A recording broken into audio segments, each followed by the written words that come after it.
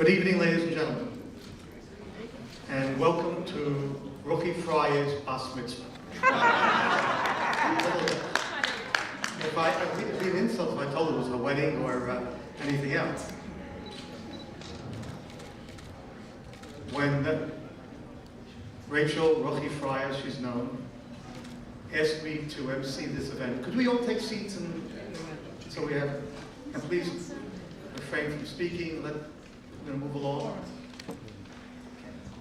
When Rachel asked me to MC this event, I said, there's only one condition, that we make it short and sweet and entertaining.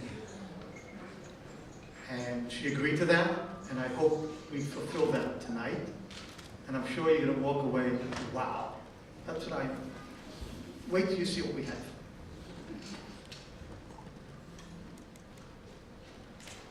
This is a watershed year for politics, as you know. All the political pundits are looking for jobs. They're lining up at Frank Sedio's office. Anyway, they would work for the court system because they all were wrong. You're thinking about November. I'm talking about September. When Ruchie decided to run, I don't think there was anybody anywhere from the political pundits and the experts and from the machas that Ruchie was never going to win. You thought she okay, all right, thank you. But they said also, Borough Park is never going to vote for a woman for judge. So they got that wrong. And when I used to tell everybody, in fact, I had a little wager with a few of my colleagues, and they all said there's no way that she's going to win. And one of the things I said to them, did you meet her yet? No. Meet her, and then you tell me that. I met her a few years ago in my capacity as a judge and doing foreclosures. And my staff said to me, there's someone outstanding, someone that's really good. She comes prepared, she's ready, and she knows her stuff. I said, wow, let me meet someone like that. And that's Rachel. Rachel Freier protected her clients, worked for her clients, and did a wonderful job. I can't find anybody else more qualified to be in the position she is right now. She got it.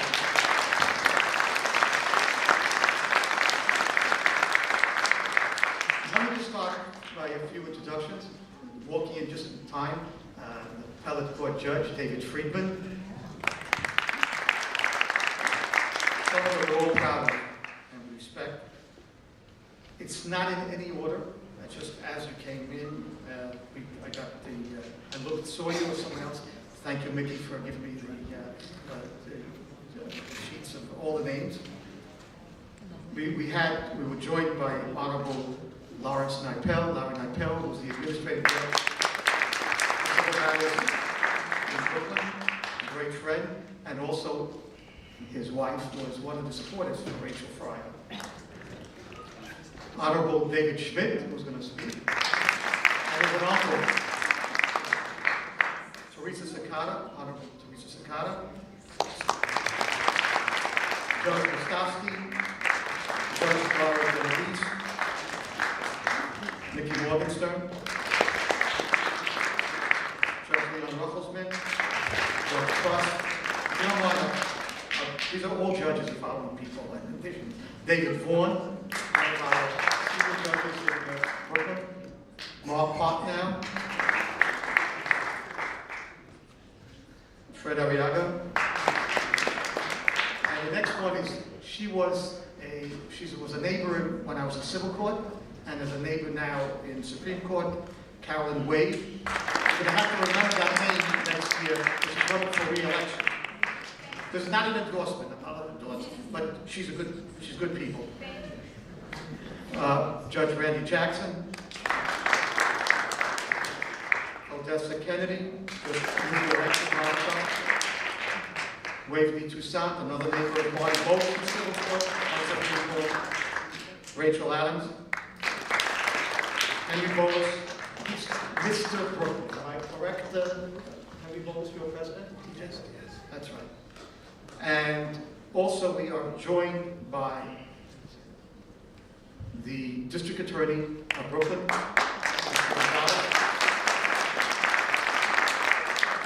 This proves that merit counts because he worked, how many years already in the DA's office? 22. 22 years, wow. He's done a fine job and he's very respected and he's filling the shoes of a great man that he was at Brooklyn Law School. And we have the president-elect of the Bar Association, Amy Richter. And I'm not going to introduce the dais, even though I did already one, but they'll get up to speak and I will introduce them then. Just wanted to make sure that I got everybody. I think I did. If I didn't, oh, sorry. I love him. I think he's a great guy. He's doing a great job. He's someone that follows the way I used to carry on as a council member, Chaim Deutsch.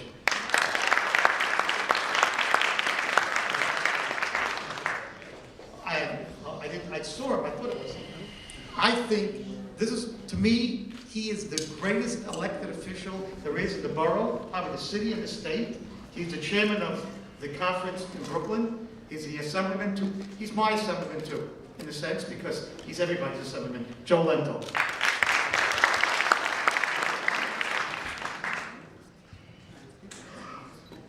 And one person, I know I left him out, but he's someone that we all go to. You know, Ruchie, you're going to find in judge school that you're going to be asked, you're going to be told a good idea is to get yourself a study partner. And to find another judge that you can confer with. Because you should know, as a judge, the only one you're really allowed to talk to about cases is another judge. And you're going to want somebody. And that's important so you can learn and grow. The judge that we all go to, I know I'm going to get into trouble for this, but I don't care. Because I see not only myself, but the line that stands in front of his office, people coming into him all the time, is no other than Peter Sweeney. Peter? As they all mentioned. Ladies and gentlemen, without further ado, the greatest singer there is, better than Madonna, better than anybody else, Lipa, the Star Spangled Banner. The Lord be proud.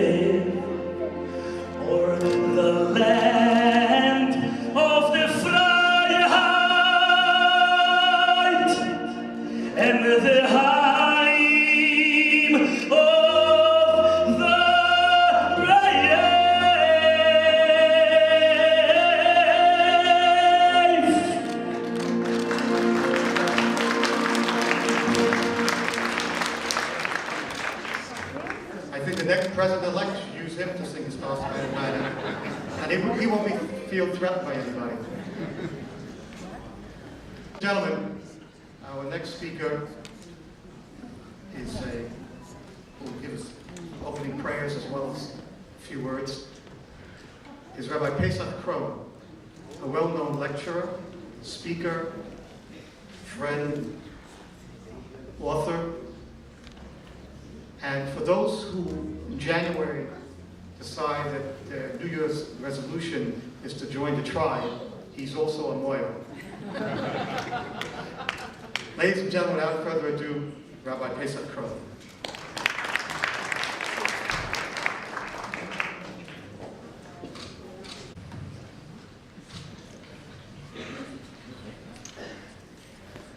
I'm deeply grateful to Mrs. Rachel Freier for giving me the opportunity and the privilege to speak to all of you in this esteemed chamber on this very auspicious evening. All of us know that the word mountain is a metaphor for a challenge. Many of us use the expression, we have to climb the mountain, or we have to get over the mountain. King David HaMelech, was confronted with many challenges, and he cried out just these exact words. Eso einai Elohorim me'ayin yavai Ezri. I look to the mountains, and I wonder from where will come my help. He was confronted with so many challenges, and he looked out and he wondered, how indeed would he overcome those mountain of challenges? And he answered his own question. And he said, Ezri me'im Hashem, oisei shamayim va'oretz. My help will come from God, the maker of heaven and earth. A committed Jew, an observant Jew, believes that with God's beneficence and God's help, anything can happen. In law circles, there's a publication that is well known. It's called the Courts and Tribunal Judiciary. Recently, they had an article about gender statistics. You'll find it fascinating. Among high court judges, there are 16 women and 91 men. Among circuit judges, there are 87 women and 513 men. And deputy district judges, there are 16 women and 44 men. On the website of U.S. Court, it quotes and it says, a new graph was produced recently by the federal government, and it confirms that gender diversity is seriously lacking. In other words, Ruchie Freier had mountains to climb. Who in the world could imagine that she would be able to gain a judgeship in a field that is so dominated by men? But there was a greater challenge, because today we live in a world that is dominated by secularism and immorality. Who would believe that a woman who is so committed to her religion, who is so committed that everything that the Torah stands for, would be able to be elected? But as King David HaMelech said, Ezri me'im Hashem, oisei shamayim va'aretz. If God wills it, then he orchestrates it, and he implements it. And that's exactly what happened. And that's why tonight we stand alongside Mrs. Freier, and we share in her elation, because she conquered the mountain. As somebody who grew up in Brooklyn, in the Williamsburg section of Brooklyn, and as someone whose uncle, my Uncle Moshe Ackerman, would take me in the summer many, many days to Prospect Park, I always understood that a tree grew in Brooklyn. Mountains? Now that's an accomplishment.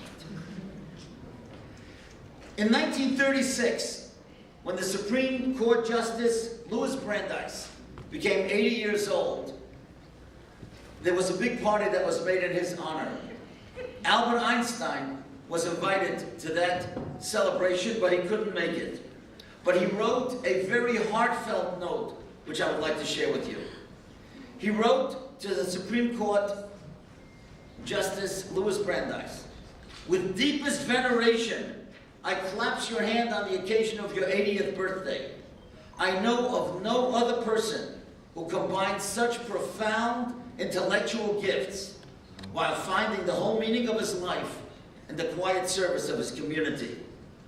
Einstein goes on, we, all of us, thank you not only for what you have accomplished and brought about, but also because we feel happy that such a man should exist at all in our times, which is so lacking in genuine personalities.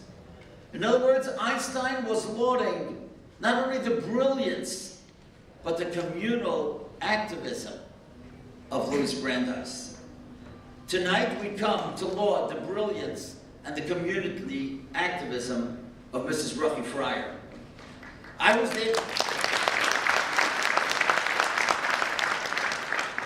there together with her in the opening meetings when she and I and others created that B'derach program.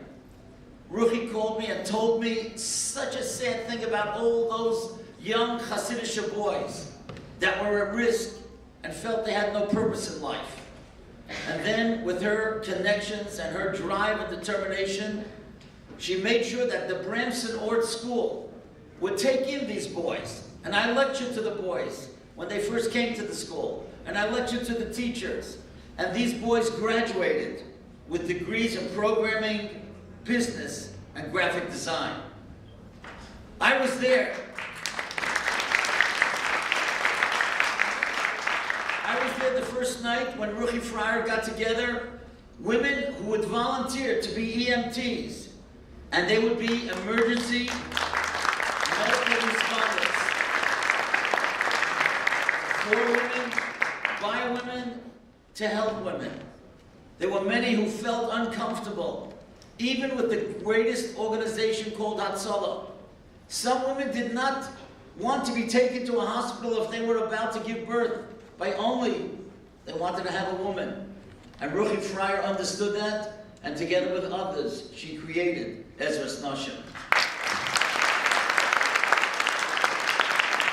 So tonight we laud not only her brilliance, but her communal concern. I want to share with you a beautiful story. Many years ago, I had friends, two brothers, that were so identical, it was impossible to tell them apart. They grew up in Wantagh, Long Island, Mitch and Steve Barnett. They were not only looking alike, but they had the same hobbies, the same goals. They went to the same schools. They had the same likes and dislikes. They went into the same professions. And one of the things that both of them loved to do was to bike throughout the world and go on trails with cycling clubs. And Steve, I think it was Steve, and not Mitch, but I'm pretty sure it was Steve, told me once that he and his brother went with a group of cyclists, young men and women. They went to New Zealand. Now, I don't know if you know the layout of New Zealand. New Zealand is actually two islands, the North Island and the South Island. And between these two islands, there's a body of water, it's called the Cook Strait. It takes from the North Island 3 hours to go by ferry to the South Island. It's 55 miles. And they were going to bike from the top of New Zealand 1,550 miles to the bottom of New Zealand, of course crossing the ferry in the middle. And Steve told me that after they crossed the ferry and they started in the South Island, there was the Southern Alps, and there was a very, very steep 8-mile trail. And Steve told me the most remarkable thing, that as they were going up that trail, it was almost like climbing a straight wall. It was so difficult that he noticed something very unusual, that those that were ahead of him would open up their knapsacks and they would take out a wrench that they didn't need and throw it away. They would take out an extra heavy book or a broken helmet, because they knew that if they wanted to get to the top of the mountain, there was a lot of baggage that they had to get rid of in order to get there.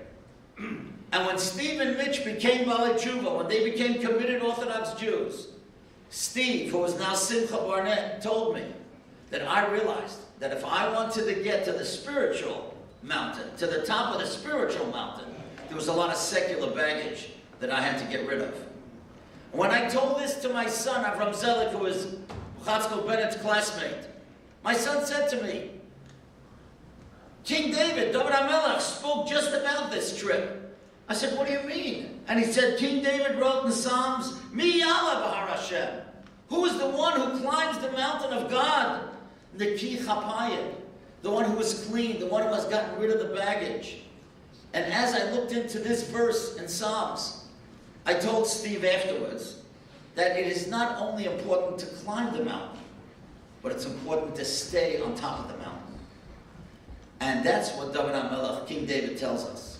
Mi Yala B'Har Hashem. Who is the one who can climb the mountain of God? Mi Yokum. Who can remain there in his holy sanctuary, in his holy place. Neki Chapayim, the one who has clean hands. Ubar Levov, the one who has a pure heart. Asher lo nosa lashov nafshi, who did not swear by my soul in vain. V'lo nishba lemirma, was not taken an oath deceitfully. And that is the blessing that we give tonight to Mrs. Freier. She will swear or affirm shortly. And all those who have accomplished, all the judges here who have accomplished so much by becoming judges, this is the same blessing that we give to all of you. That not only that you are successful in climbing the mountain, but that you should be able to remain on top of the mountain. I just want to end just with this thought. All of us, all observant Jews, learn the Torah. The Torah, the Bible, is written in a language which is called Lashon Kodesh, the holy language. The reason that it's called Lashon Kodesh, the holy language, is because there are no vulgar words in Lashon Kodesh. You cannot curse in Lashon Kodesh. Vulgar words do not exist. But there's another reason why it's called Lashon Kodesh. Because in most languages, when you read a sentence or you read a phrase, it has that one meaning. But every single word in the Torah has a double and a triple meaning. That's why it's called Lashon Kodesh, because there's depth and holiness to every single word. Now some of you will be surprised to know this. Do you know how to say the word judge in Lashon Kodesh? Elohim. Elohim is a judge. And incredibly, that is the same word that means God. And to me, there's a great lesson that every judge is godly. All of you tonight that are here as judges, you are godly. Why? In which way are you godly? Once again, we listen to King David. David HaMelech says, Hoidu Hashem ki tov, ki li'olam chasdai. We give thanks to Hashem, to God, because He is good. And I believe that every judge is good. And every judgment that a judge has to dispense, even though the defendant might not like it, but it is good because he's doing what's good and right for society. Before Moses passed away, he spoke poetically about God regarding his judgment in the world. And this is the final blessing that I give tonight, not only to Mrs. Ruchie Freier, but to all judges that are here. Be like God. Hatzur tomim pa'aloi. God is perfect, the rock of perfect. His work is perfect. Kichol drachov mishpat. All his paths are justice. Ke'lemunah ve'enovel. God is a God of faith, without iniquity. Tzadik v'yoshar. Who? He is righteous and straight and forthright. Hashem should bless Mrs. Freier. Hashem should bless all those in the judicial system, that they should always be like God. Be good. Do the best for society. And in that way, and in only that way, we will be able to have a society that is just, and a society that is able to accomplish everything that God made it to accomplish. Hashem should bless all of you. Thank you for inviting me, and thank you all for listening.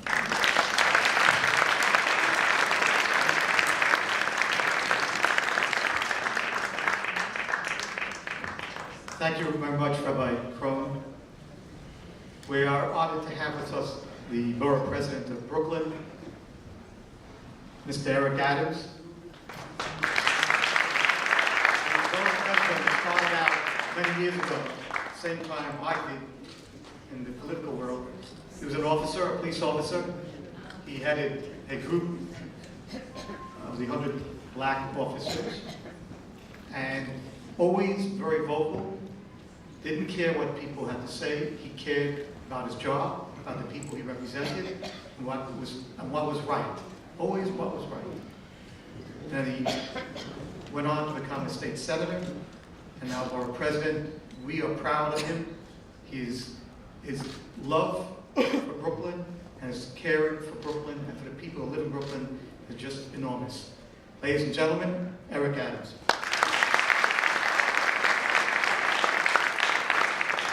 Thank you so much, Judge Noah Gadir, and really congratulations to you.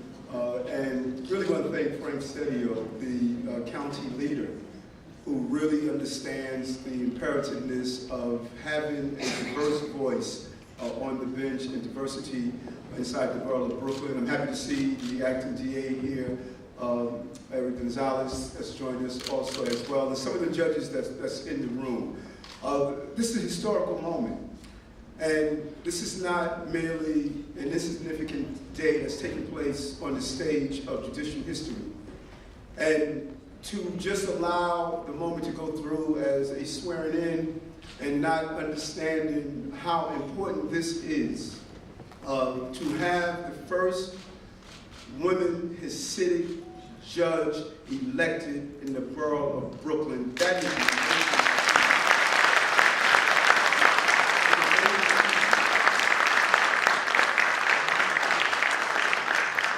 and as I was reflecting on the first, oftentimes people celebrate and they're excited when you have the first.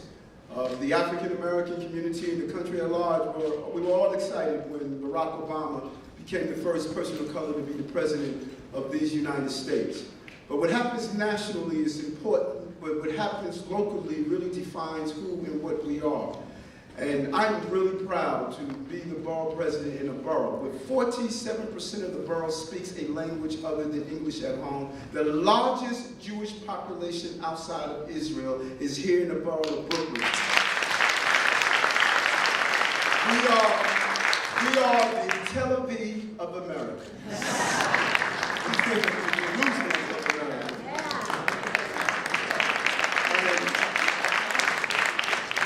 This election says so much, and it really reflects the openness of our society. And it says so much to the young girls who are in this audience. They too can adorn the black robe and stand in judge of. There are few positions in our society that possess a level of esteem than being a judge, and what it means to stand in judge of.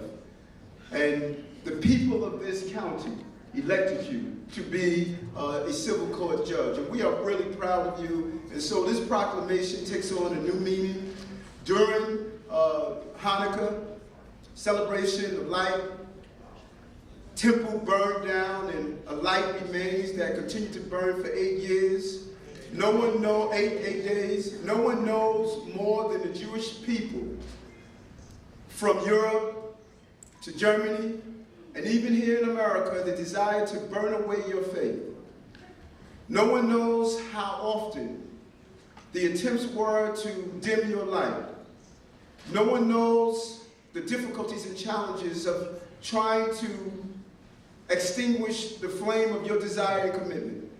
So when you say that in spite of the atrocities of Nazi Germany, in spite of the atrocities of the swastikas that seem to permeate not only America but Europe's soil, in spite of the attacks, we're still going to remain steadfast for our dedication and our commitment, and every so often you see an indicator that your commitment is strong. And today's a reflection of that. Today is a reflection of your commitment. And so on behalf of all Brooklynites, 2.6 million, the third largest city in America, on behalf of us all, I salute Judge Rachel Freier for becoming a civil court judge of the city of New York, who attended Brooklyn Law School. I would not have done this if you went to St. John's, but you went to Brooklyn Law School. And have been in private practice since she graduated in 2005. I applaud her for being the first Hasidic individual to run for a position in the court system. Give her a hand for that.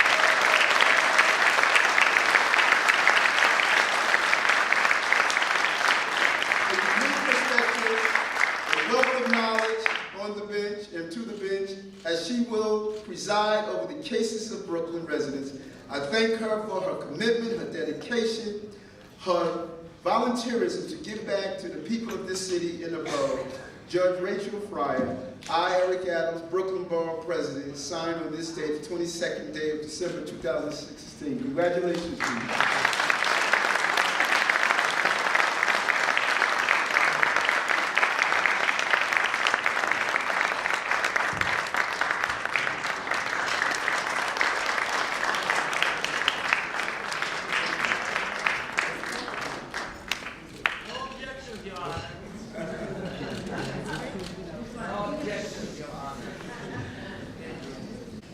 Behind, used to be the other way, right? Behind every man is a woman.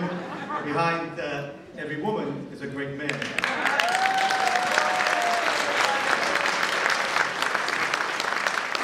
Rachel's husband, it didn't stop. Phone calls. He was running everywhere. If there was someone, a rabbi that had a meeting in Israel, he went to Israel. They had to be the other end of town, wherever it was. He was determined to make this happen for his wife. So let's give him a round of applause. And just a few words.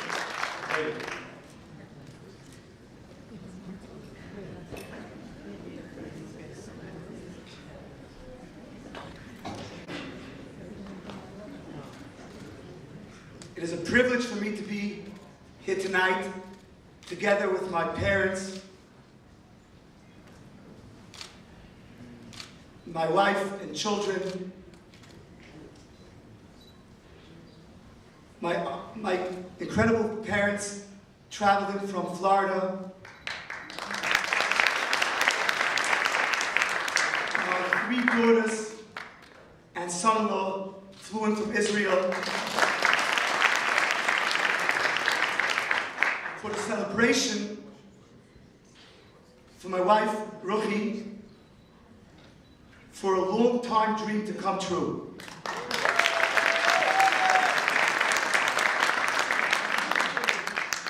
This is a very exciting moment for the family, including my uncles, brother-in-laws, sister-in-laws, aunt and nephews, cousins, family, and the whole community.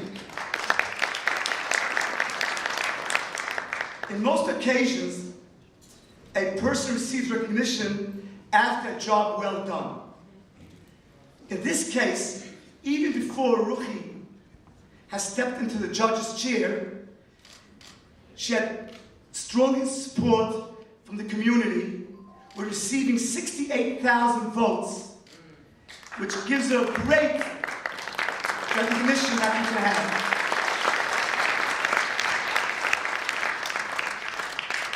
Being together with Ruchie, I witnessed countless hours she spends helping others. She is dedicated 24 hours a day.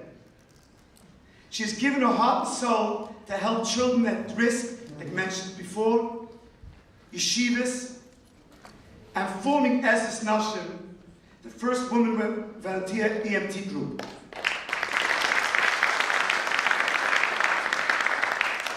She doesn't work for recognition. In some cases, she's criticized, but still Ruchie stands to do what's right. When Ruchie came to the idea to form this organization, she came to discuss with me, like everything else. And I said to myself, this is a 24-hour job. How could she do it? But then I thought, she's anyways working 24/7, so I don't think it's a big deal. You would think a couple that like us, that work hard, should have lots of vacations together. But even when we go on vacation, there never is an automatic reply on the phone, no automatic on the emails. We went to Israel now for Yom Tov, and we were there for Yom Kippur. Ruchie gets a call that maybe she could take a job, this on vacation, for the biggest synagogue in Israel that's there, a few thousand people, if she would volunteer to be the EMT for the holiday. I would say no, but Ruchie said yes, and she took the job. Previous years that I went on vacation with her together, she tried to take her organization mentioned before, B'derech, the kids that are risk. She was trying to expand it to Israel, meeting kids there, meeting parents, meeting rabbis from schools, trying to implement, not giving up. Then I realized, after this, I realized that the word vacation I crossed out from my vocabulary. I still don't know everything else what she does. I will finish with a few words. I could stand here all night thanking the countless individuals for standing by us with strength, giving us support, getting to the primary, getting to the election. With this strength that you gave us, the community, this will give us continued strength to work further with success. So I want to wish her, with great confidence and hope, I wish her well, that she would succeed what she's doing, what she succeeded until now, she should bring with her further, and that the Hashem should bless her, whatever she does, and she should continue to succeed, and she will be successful and go until the end. Thank you everyone again.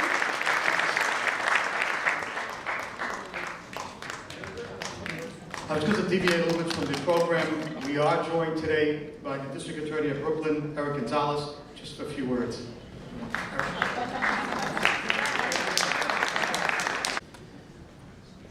Very quickly, I wanted to thank the judge for inviting me here today. We briefly met, and her election, her success, her commitment means a lot to me as the DA of Brooklyn. We need good judges in all parts of the courtroom. I've met many of the people, and many of the people who I've gone out to Brooklyn and introduced myself. They told me I had to meet her, that she was incredible, that she's done a great job, and that she is the future of the courthouse. So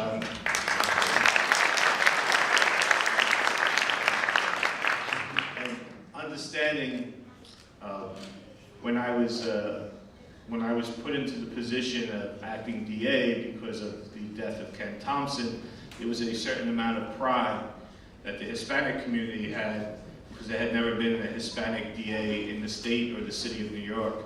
And so I understand the pride for the Hasidic community, and I congratulate all of you for your accomplishments today. For electing a very qualified person to be a judge, and a person that you can look up to in your community, that your children can look up to, and that your families can look up to know that you're represented on the bench. So thank you, congratulations, Judge, and I look forward to working with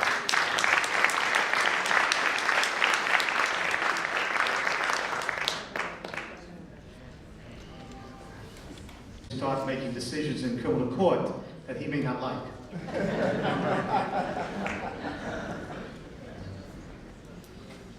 Ladies and gentlemen, we have a very special person here today. I remember having this discussion. Those of us who have parents who survived the Holocaust, or family relatives who have survived the Holocaust. I'm one of those fortunate people that my parents, my father, my mother, rest in peace, were born in the United States of America. I kibitz people and I tell them I came off the Mayflower because I have a great-grandparents who also were born in America. But after I met my father-in-law, may he rest in peace, I saw something. I said, from the ashes of Auschwitz, of all the concentration camps, we would think after the Holocaust there would be nothing left of the Jewish community. But the greatest way of taking revenge is looking how great our communities were. And I remember someone who's a child of a Holocaust survivor said to me, the more yeshivas we have, the more schools we have, The more people are sitting and learning is our best revenge against those Nazis. Today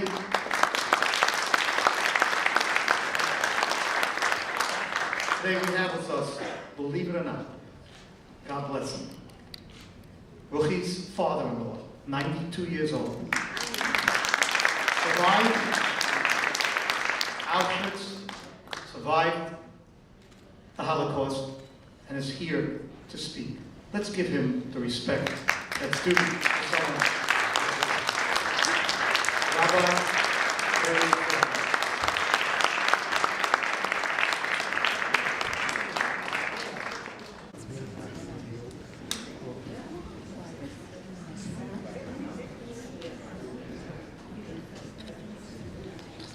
I just want to say one other thing. I just was reminded about this. When the Satmar Rabbi came to the United States for a Joel Teitelbaum, he was contemplating at one point to go to Israel, to settle in Israel. And many of his followers at that time came over to him, Rabbi, who are we going to go to for advice? Who are we going to go for a blessing? And he said, look for people with numbers on their arms. Those are the people to go to for advice. Those are the people to go for a blessing. And those are the people that keep us going. Ladies and gentlemen, I can't applaud more about what this means to all of us, having someone like this care to speak to us and bless us as well. Rabbi Freier.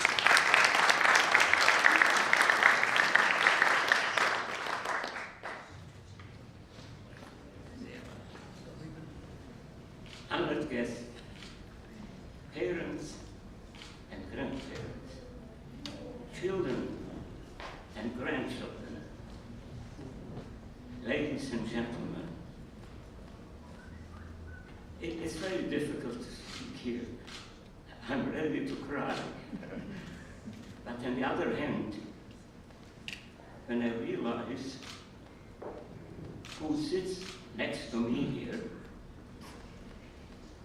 I enjoy it tremendously.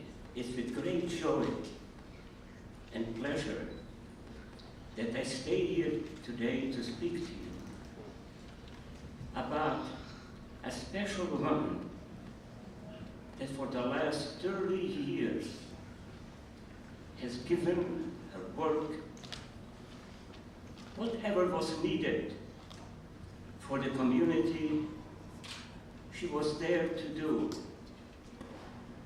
If it's special education for children, if it's finding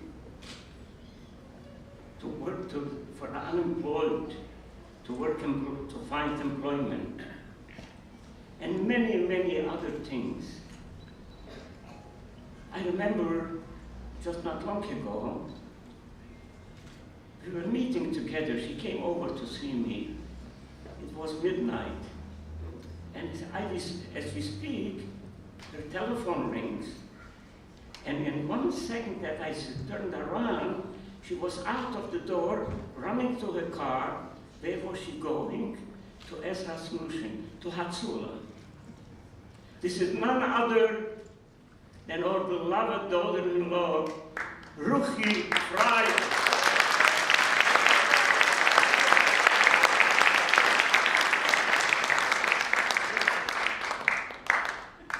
Ruchie was and is always available whenever anything is needed for community, for individuals, for children. As her husband said, 24 hours, this is not a job of 12 hours. Ruchie, this is a job for 24 hours. Imagine if you live 120 years, how many hours are you going to work for civil court? Maybe for the Supreme Court.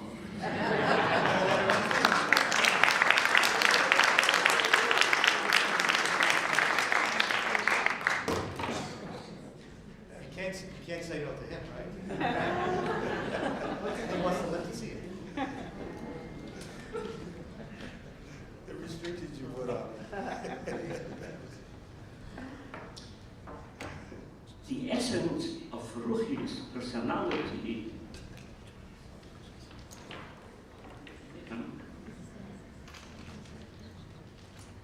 rightly express these words, what King Solomon, Shlomo HaMelech, said in Song of Songs, in Shir HaShirim.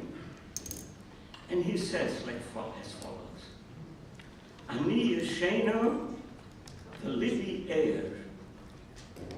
Listen here.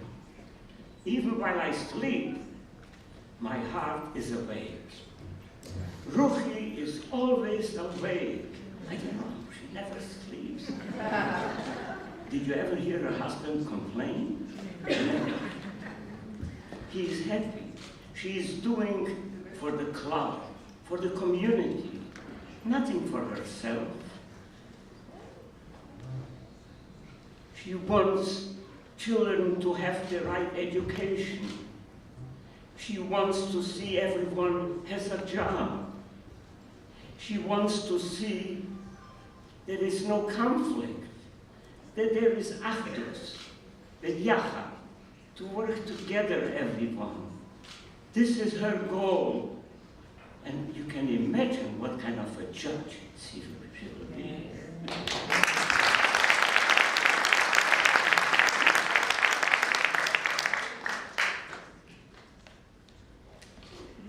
At this time, I would like to recognize the parents of Ruchie.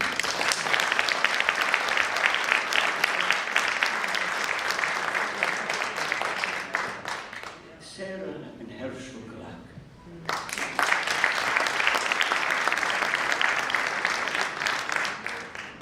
That came here to these shores over 60 years ago as Holocaust survivors from Hungary. They came to this country, to the United States of America, that gives life and freedom, a place to live and to be successful, free, without fear. We all know what happened. I myself, I came here over 70 years ago from Europe. And do you know what happened 70, 75 years ago with the Jewish population from Europe? 90% were murdered and killed and destroyed. There was nothing left. There was such emptiness. In 1945, I remember I was in hiding, and this old fellow, God bless him, he's not alive, but I can say he's alive. The Olam Haba, such a good Gentile Christian guy, man, that came over to me and says, you don't have to worry. The Russians are coming. You will be free soon. But you go out and you see no one there. Nobody's alive. It was, but we have a great God. I always say, there was no country that would take you in. The United States of America had opened doors.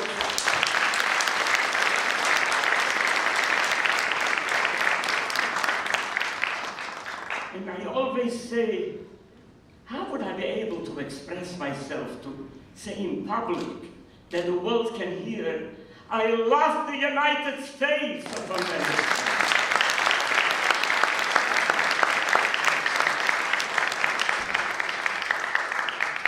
That gave us a home, freedom. I came in by the Queen Elizabeth, imagine. But, and a fellow that was an American citizen, he came together, he came from Paris with me together. And I said, what do I do here? Are Jews free here to walk in the street? He says, not only free, you can do whatever you want. Definitely not steal. But you be a good citizen, and you can be as great as Rockefeller, he told me. I didn't even know. I heard the name, but I didn't realize what it means to own $1 billion, $2 billion. Today, when I read in the Wall Street Journal about 20 trillion, my heart is, I say to myself, how much does it take to count 20 trillion? So a guy comes to me and asks me, what do you do? How do you know? I say, you know what you do? You take a $100 bill, begin to count from the Atlantic Ocean till the Pacific Ocean, and put the $100 bills next to it, you will not reach not even 1 trillion. But anyhow, we are not speaking here of money. We are speaking here that I bless America, that we are alive, and we can celebrate. This is, it's unbelievable. I can cry. It's unbelievable to see not only that Ruchie is Hasidic, her religion, she's not more religious than I am. She, in every part of her life, in everything that she's doing, she lives with God. I want to bless her and tell her and pray to God, Hashem Yisburach, that He shall give her the wisdom to be and to judge the right way, and God shall help us all. And I would like to pray that God bless the United States of America.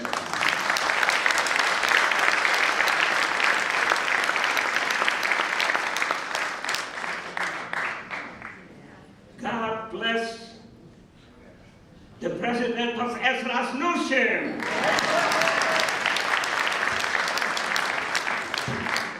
And God bless Rachel Freier to be a good, excellent judge in civil court.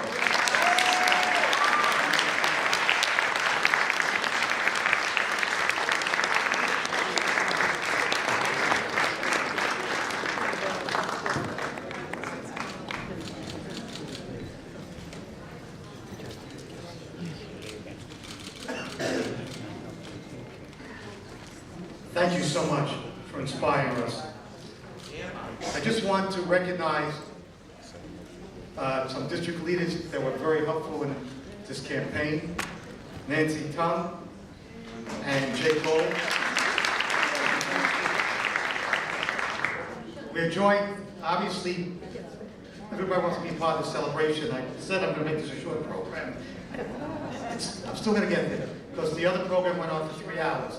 This is going to go very shortly, just another few minutes. At this time, we're joined by the public advocate of the city of New York, Letitia James.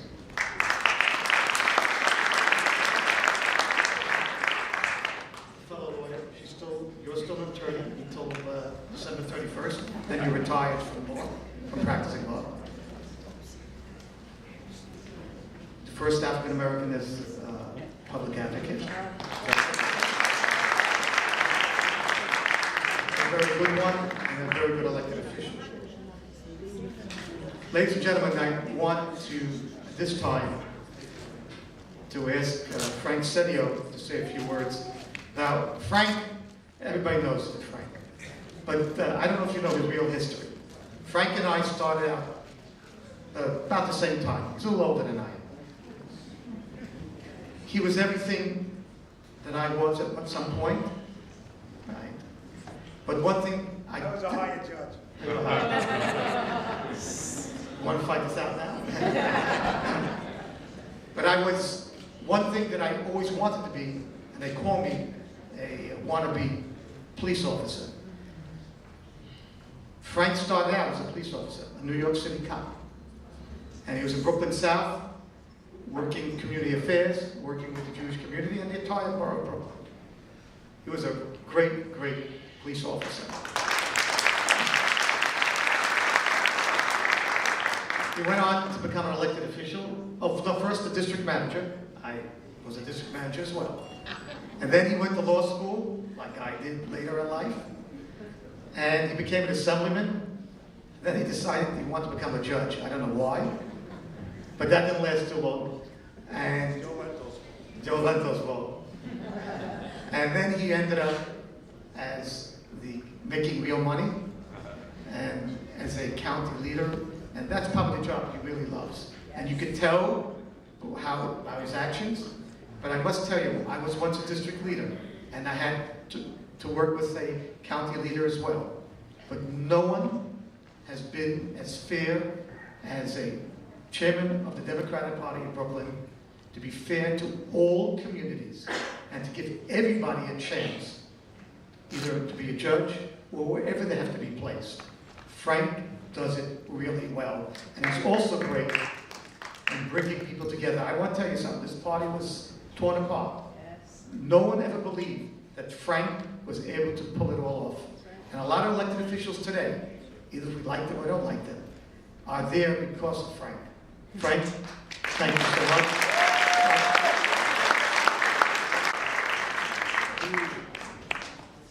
Well, at least one Democratic woman succeeded. Good evening, all. What a wonderful night. What a really, what knocks we have. Lipa, I have to tell you, that was one of the best renditions of the Star Spangled Banner. I was at the Bernstein Bar Mitzvah when you got that yarmulke, by the way. We have a wonderfully great opportunity here. People call it the glass ceiling, they call it so many things, but the truth of the matter is, it was hard work and perseverance. It was the good guys winning. It was people who have a heart and soul and a caring for people that have brought together tonight Rachel Freier as our judge. I've only known Rachel about 10 months or so. She came over, I spent some time in Canarsie in this little building, and she came by and said, I'm thinking of running she said, I want to run for judge. And we sat down, I remember we were sitting on the side, we were talking, and the first thing we hit it off instantly because I was the founder of the Canarsie Volunteer Ambulance Corps back in 1975. And I'm also in the EMT, so we needed more and began speaking about the volunteer work that is. And then after asking, they don't realize how difficult it was to work, and again, a great organization, how it was a little resistance in that. But she persevered and made this organization work, saving people's lives. I mean, what higher calling could we have than doing that kind of work? Aside from raising her children, taking care of her family and her husband, she managed to squeeze that in and do that well. And Robert Freier, you're right. Tears tonight are tears of joy. We are really, truly shedding those tears for a wonderful woman who, you are right, you can look upon your family, and maybe there was no one there in 1946, but look at today.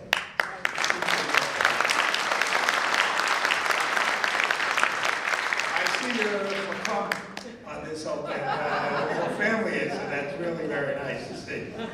I want to tell you, Ruchie, that being the first of anything is always a great thing. But it's not that that's important. It's what you're going to do from today on. And I know that you will take the bench, take all of these great talents that you have, and put them to good use. And the one that I liked the most was really the baking of my challah every week. But give me challah all the time. She still brings me challah. I love it. A little butter on that is perfect. And really, it's your common sense and your good judgment. That's what matters here. And your uncle and I are friends for many, many years. And when you first started to run, he came over to see me, of course, and we talked about it. And the county had no real position in many of the local district races. And you had some competition. I wasn't sure. But I know, as the rabbi said, you climbed the mountain. You had a really high mountain. And you reached the peak of it. And truthfully, in electing here, you're not only going to be on the top of the mountain, but there's still another 2 or 3 levels to go. And I suspect that I'm going to hear a lot from that.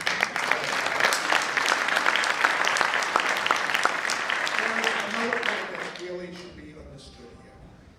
It's not easy to become a judge here in New York, but it's more difficult even, once you do become a judge, to do a good job at it. Because there's so many people who come and touch your heart. There's a need for justice. There's a need for compassion along with justice. And most of all, which you may wind up all the time in criminal court, you're going to see people before you who are sometimes the lowest of the low, yet still have to be seen as human beings with rights and privileges that we have in this country. And it's important that you weigh that along with your determinations of what occurs there. So I'm confident you will do that well. Yes. I saw tonight so many people quoting King Solomon, the greatest of judges. And it just reminded me of a story I heard about him as well. You know, most people know the story about the baby, when the 2 mothers came and they claimed the baby, and King Solomon said, cut the baby in half. Well, there's a lesser known story that most people don't know about these 2 women who came before King Solomon and were arguing over this man who was supposed to marry their daughters. The first woman stood up on the left and she said, this man was supposed to marry my daughter, he hasn't married her, they're going back and forth, he should be forced to marry my daughter. And the other woman said, no, this man's supposed to marry my daughter, and he's supposed to marry her, and she should be forced to marry my daughter. And the king looked and said, well, there's only one solution here. I'll cut him in half, and we'll split him. And the woman on the left said, yes, please, cut him in half. And the woman on the other side on the right said, no, no, please, let him marry his daughter, her daughter. It's okay, let him marry her daughter. And King Solomon said, okay, I'm going to give him to the daughter on the left to marry the daughter. And all of his sages were looking and were perplexed. King Solomon, the other woman was so compassionate, and she wanted to give him up. Why are you doing this? Because that's the real mother-in-law. Once again, congratulate you. I look forward to working with you in years to come. And I can tell you, I've never seen such a more enthusiastic, warm, strong feeling, both from family and friends, as I've seen tonight. To have some of our highest elected officials, our public advocate, our president, our district attorney, be here tonight. Is something that gives an indication of the kind of impression that this young lady has made. Congratulations. Bravo.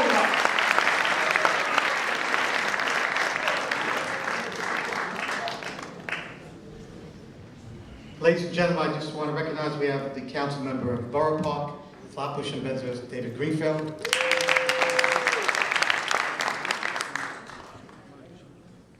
Just for a very short few words, we do have a citywide elected official, as we mentioned before.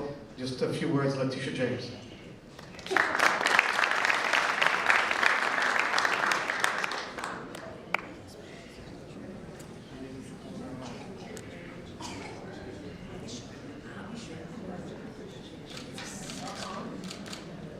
I wanted to make it here today because I know a little bit about history, and I wanted to be in a room where we are making history here in the borough of Brooklyn.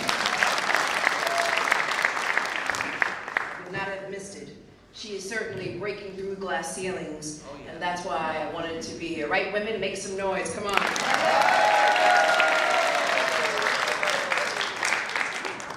Christianity, like Judaism, teaches us that God wishes us to pursue justice and mercy, to serve and not to be served, to have a proper regard for one another, and to work together for a more perfect union.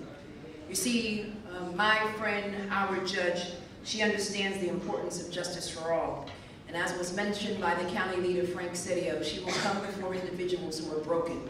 She will come before individuals and she will judge those who are orphaned, those who are homeless. This is a woman with a pure heart, and that's why I really wanted to come to be with her.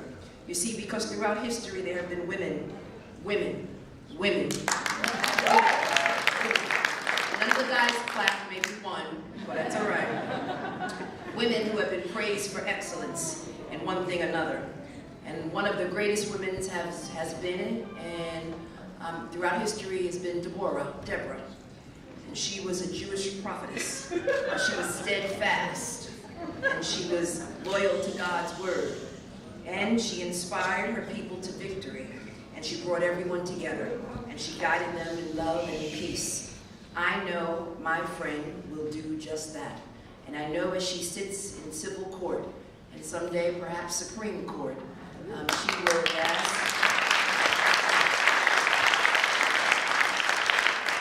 I know that she will guide us further and further.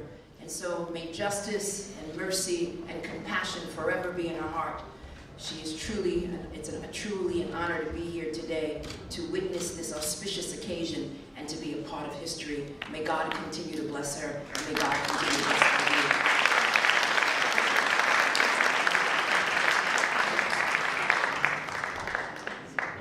We're coming to the time what we all waited for. Before I do that, I just want to recognize we have Rabbi David Zwiebel, Executive Vice President of the Agudath Israel of America. Rabbi Zwiebel, we have the next speaker for either the dinner or the Agudath convention. Ladies and gentlemen, at this time, I'm going to introduce Ruchie's uncle to swear in and to induct Rachel Freier as judge.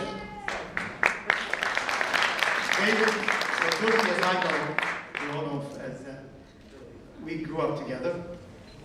Our sisters are very good friends. I think she is. No? He goes around telling everybody that I couldn't afford a bicycle. So he used to, those days, no cars, forget about it. We went on bicycles together, and he used to ride me on the handlebar. You don't see that anymore. That doesn't work. And we went to yeshiva together, and we moved on many different ways together. And what's interesting, and let me just tell you a little history here.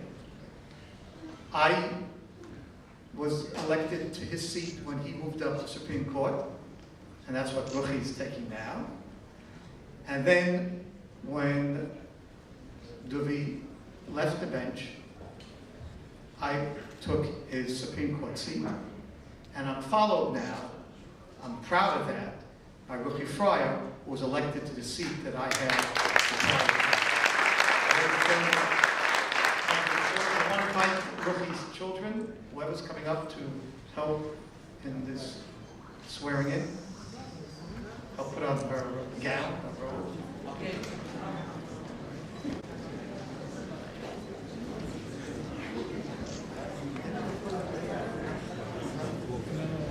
Excuse me.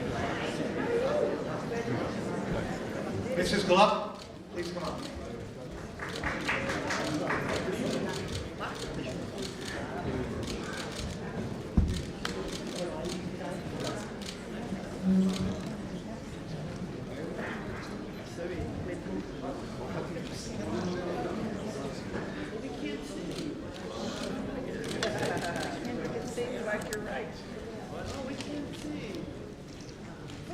Sit down, please. Please raise your right hand and repeat after me.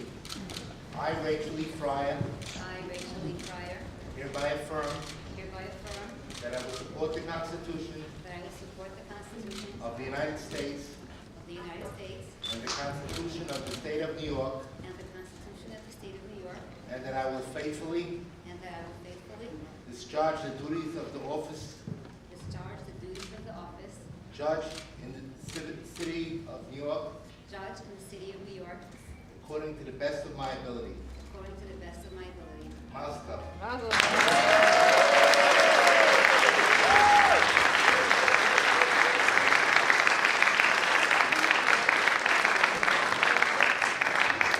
Ladies and gentlemen, let's hear a nice hand. Come on. Judge Rachel Freier.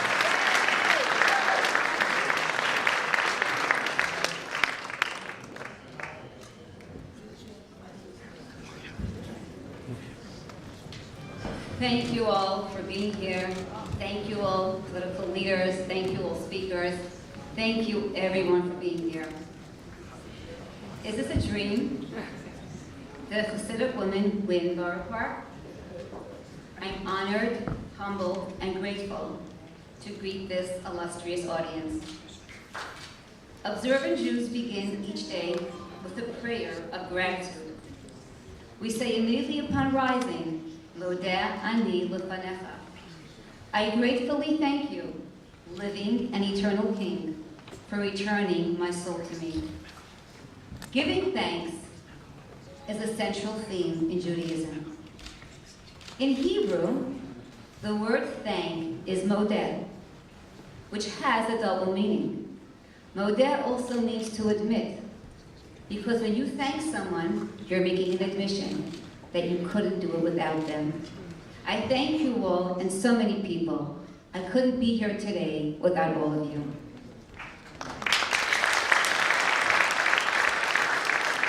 But I will try very briefly to thank some people that have to be mentioned. And I will start by thanking 3 men with the name of David, 3 special men. The first is my husband, David Freier, or David Freier, as we call him in Borough Park, my husband of more than 30 years, Kanai Nahara. I remember the first day of the petitioning process, when we got those green forms that had to be signed, and we knew we had to collect thousands of signatures. On the very first day, David came home from morning services, from davening Shachris, and he said to me, Ruchie, I got 40 signatures. It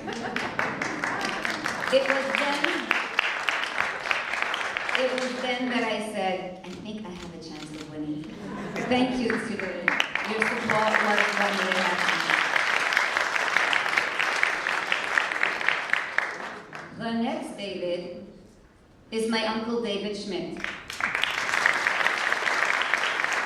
Retired Judge David Schmidt, who's been my mentor for more than 20 years.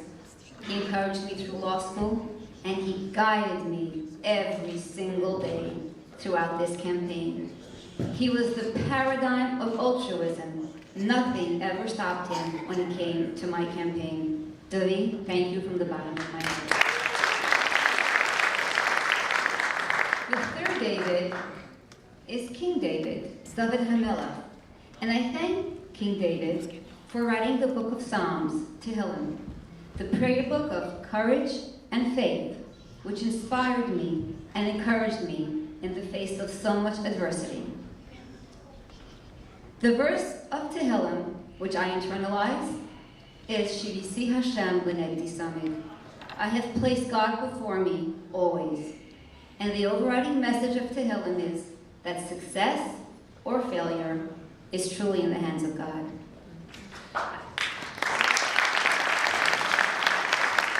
I want to thank my family, and I'll start with my parents. Tati, when we grew up, there was nothing we couldn't do.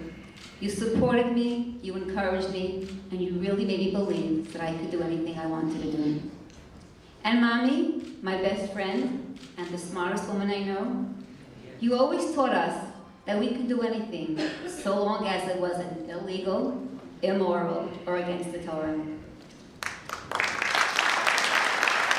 My mother-in-law and father-in-law also supported me all the time, and always made me feel like the daughter who's always right.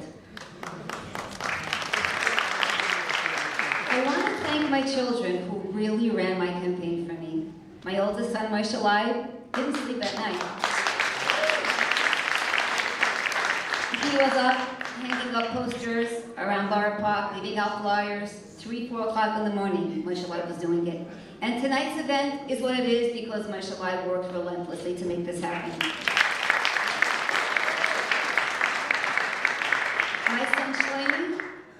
My son Shlomi made sure that we did the mitzvah of Shliach HaKen at least 3 or 4 times.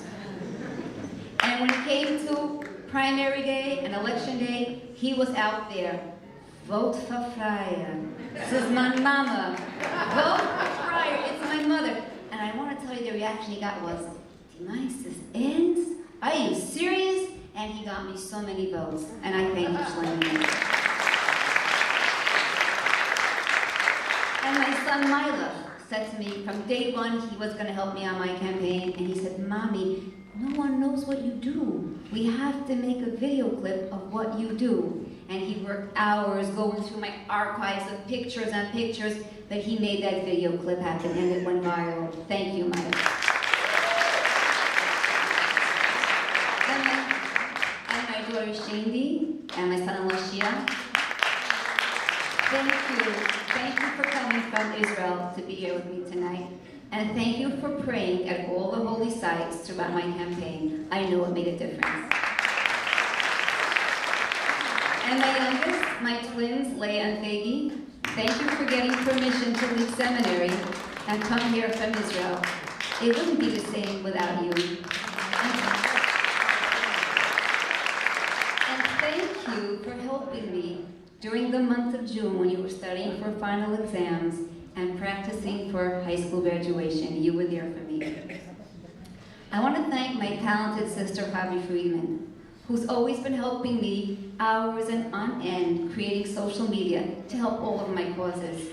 And Javi, your wisdom always remains with me. Javi would always tell me, Ruchie, you have to ignore the misguided people who oppose you and try to stop you. Ruchie, keep on going. Javi, I'll keep on going.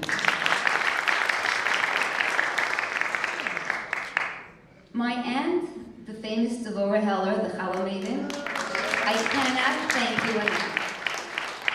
From day one of the campaign, you were there for me. In the blazing sun, every day you were there with me, and you made campaigning fun.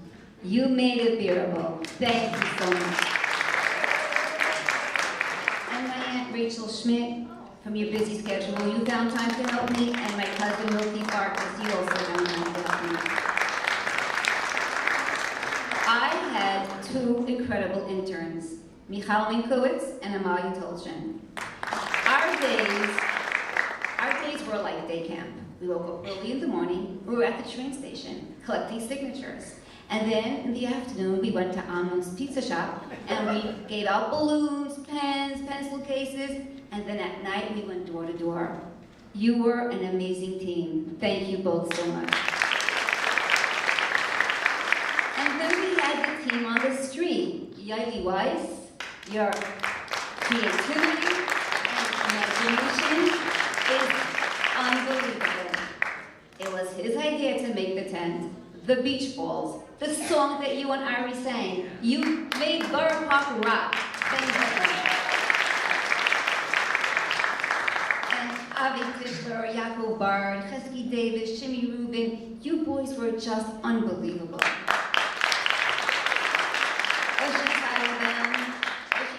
You made sure that we had such an organization on all of the election days. And tonight is such a success because you didn't stop working on it. Thank you. I was very lucky that I met Yossi Gestetner. He is one of the most talented young Hasidic men out there. He is a political analyst par excellence, and I'm lucky that he came in to help me on my campaign. Thank you. Gary Tilzer got me on the ballot. Gary was a campaign manager who didn't stop working. And he was there and he said, I'm going to make you a judge. I looked at him and I said, really? Thank you, Gary. You made it happen. I want to thank the caterer before it gets too late, Menachem Lichtenstein, for putting up with me because you did a great job, Menachem. I want to thank community activist Rabbi Shlomo Braun because he encouraged me and made me feel like I could win this race. The attorneys who supported me and helped me throughout this campaign, I have to mention their names. Izzy Goldberg, David Berg, Rachel Blumenfeld, Bob Tolchin, and Marna Tolchin. Thank you so much. There's an attorney sitting here, Faye Stern, who really deserves honorary mention. It's because of her that I went beyond being a legal secretary. Thank you, Faye. I must thank my office staff. I used to be a secretary myself, and I know that a successful lawyer needs to have good secretaries. I want to thank Licky Gubis, Heitelka Weissman, Razy Blitzman, and Terry Pabad for putting up with me and helping me reach this point. I wanted to save the best for last. I wanted to talk about a young group of boys who I call the Kiddush Hashem Club. Boys, please come up. Come forward.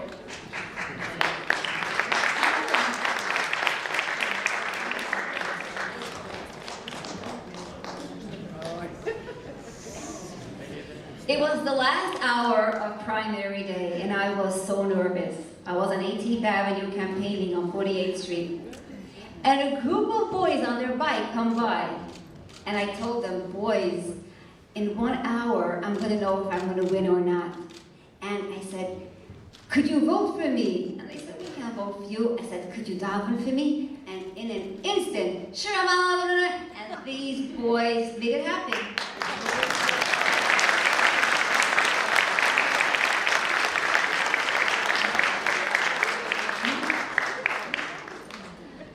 I want to let these boys know that they are our future and they have a lot of potential.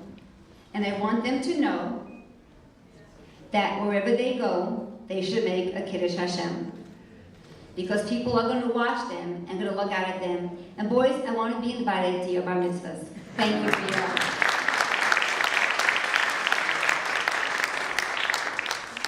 Every campaign needs a campaign treasurer. When my daughter Naomi offered to be my treasurer, neither she nor I had any idea what work that would entail. She still hasn't finished working, and Naomi, you should know that all your hard work is incredibly appreciated.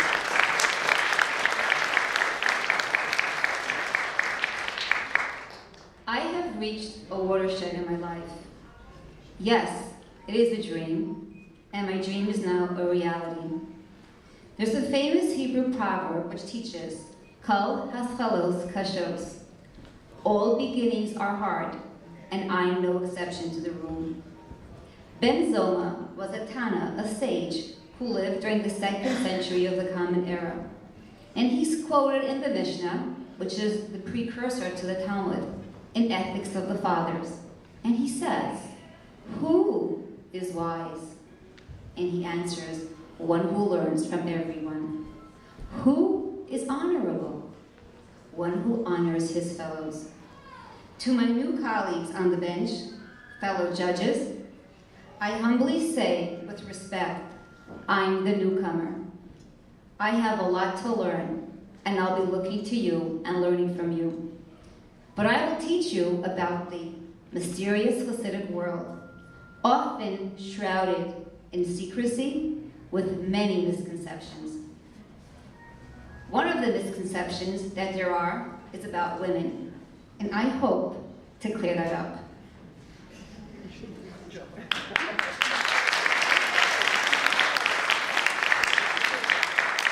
I want to take this opportunity to salute my fellow religious female EMTs for your unwavering support. My fellow EMTs, we did 2 campaigns together. We created Ezras Nashim, the all-female volunteer EMT agency, the first ever Ezras Nashim. And you helped me win this campaign. You covered me for the shifts that I couldn't take, and you helped me prove that Hasidic women can do great things. Please, every member of Ezras Nashim, please rise so we can recognize you and applaud you.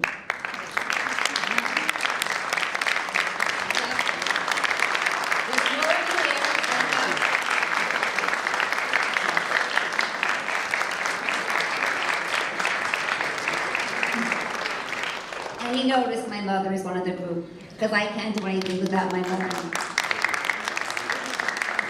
And to the judges who've reached out to me, I say thank you. Judge Peter Sweeney, you've offered me guidance, and I accept your offer.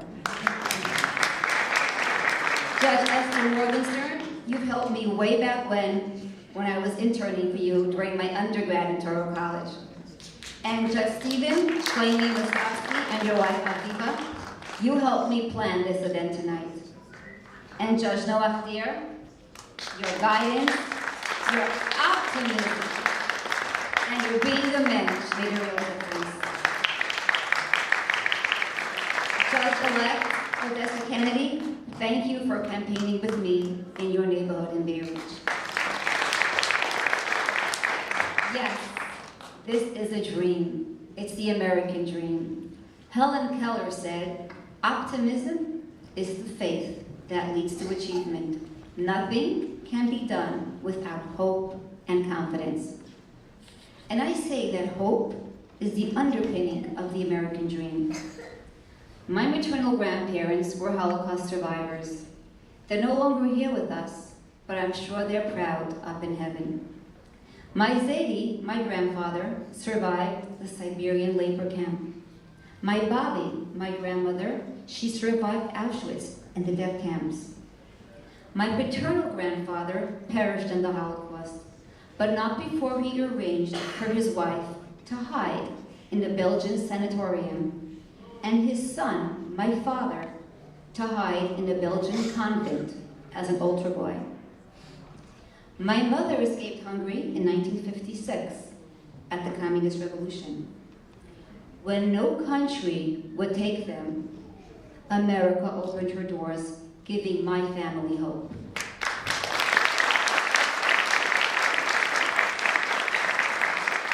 Emma Lazarus's famous words come to mind. Give me your tired, your poor, your huddled masses yearning to breathe free. My mother instilled in us, her children, to be grateful that we live in this great country. In Hebrew, we call America a malchus shel chesed, a kingdom, a government of kindness. As a result of the vision of the founding fathers of this great country, I was able to maintain the standards of a woman from the Hasidic community and achieve the position of civil court judge.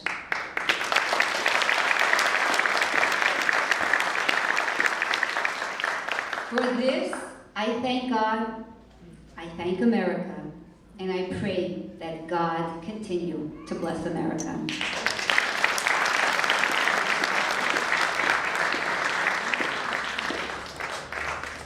Just one more short few words from someone, an elected official, who really was at the forefront and believed in Rachel. She went on knocking on many doors, but he opened the door and said, "Can I help you?" Joe Lento. Joe, for just buckle your seatbelts, because you'll know what's coming next after this.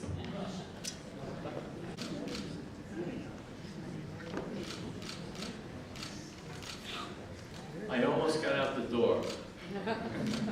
Actually, I had to leave, and I forgot my scarf. And so Judge Pincus was right on the spot because he caught me leaving the building. And I didn't expect to speak tonight, but I'm happy that you've asked me to do it, Noah. And I'm just going to speak for a very short time. I was asked to help you, as you already know, by my friend Bob Tolchin, who's sitting in the back unnoticed, and his daughter was your campaign manager, was she not? Are you there? Would you stand up, please?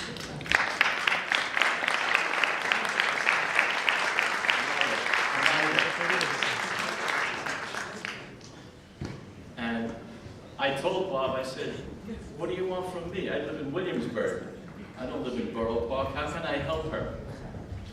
So, well, the first thing I did was I called my friend Noah Neal, because I know that he knows the territory and I don't. But it wasn't a political call. It wasn't a political call, so we didn't have to use our cell phones. In any event, he told me the lay of the land and who was running, and I got a good picture of what I could possibly say to Rachel Ruchie in order to help her. And the first thing I realized after my conversation with Noah was that, you know, we have Hillary Clinton running this year, and they're talking about a glass ceiling. This is the biggest glass ceiling I've ever seen in my life.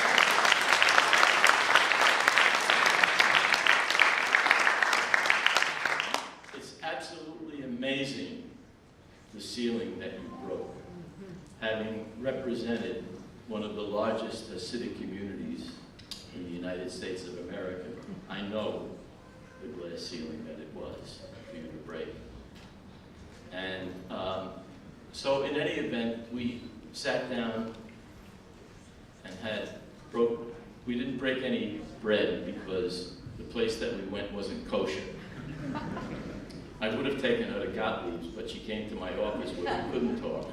And so we went across the street and had a cup of coffee, which is okay under Jewish law, I understand.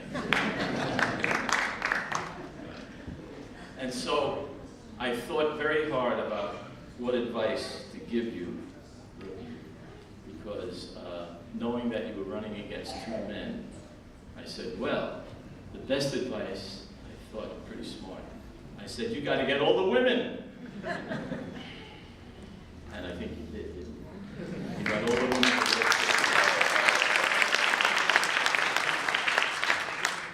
But I realized that after she left, I forgot to give her the most important advice that I could have possibly given you.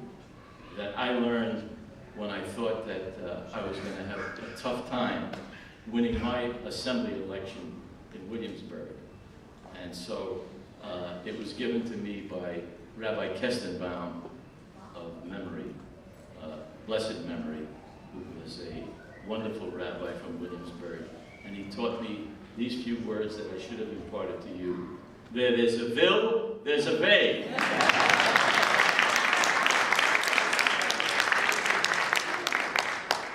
So, ladies and gentlemen, you have done a great deed by electing this fabulous woman to the civil court bench of the city of New York.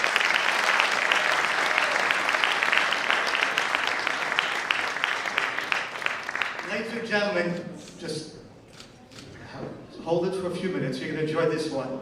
There's plenty of food downstairs waiting for you. But before we do that, everybody thank America for what it stands for and what it's all about. And you heard Rabbi Freier. What better way to sing Borough Park way of God Bless America, our own singer, and someone we're proud of. You know, people thought that Michael Jackson was the greatest. I want you to know, Leaper, absolutely.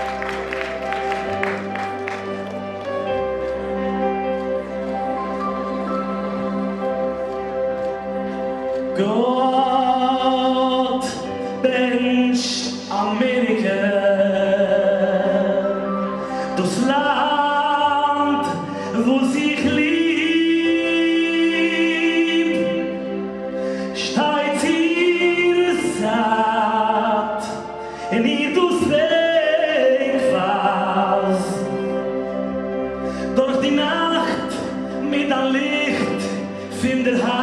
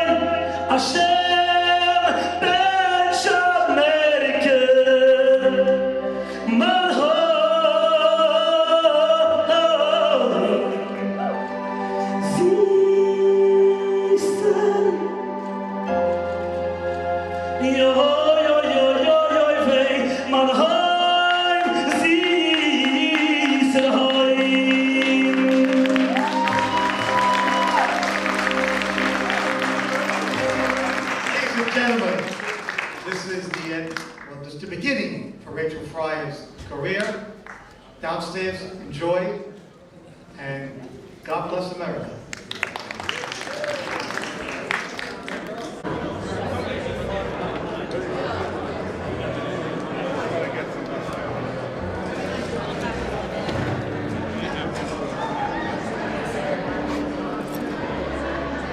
Bring out the